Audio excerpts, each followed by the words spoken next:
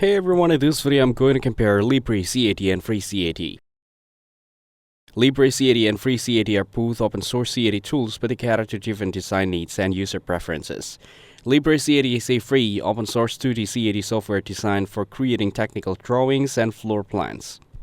It has a simple user-friendly interface with features like layers, snap to grid, and dimensioning tools. LibreCAD is a lightweight and runs smoothly on most computers, making it ideal for small projects and quick drafting. While it focuses on 2D design and lacks 3D modeling capabilities, it is perfect for schematics and basic engineering drawings. FreeCAD is a free, open-source 3D CAD software designed for parametric modeling and complex projects. It allows users to modify design easily by going back and editing previous steps.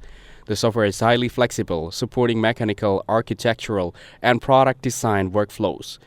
While it may take time to learn and the interface is less polished, it provides professional-level tools without cost. Overall, LibreCAD is best for simple 2D drafting, while FreeCAD is better for advanced 3D modeling and complex projects. Thank you everyone for watching this video. Hope you get some value. Make sure to like the video and subscribe. Goodbye.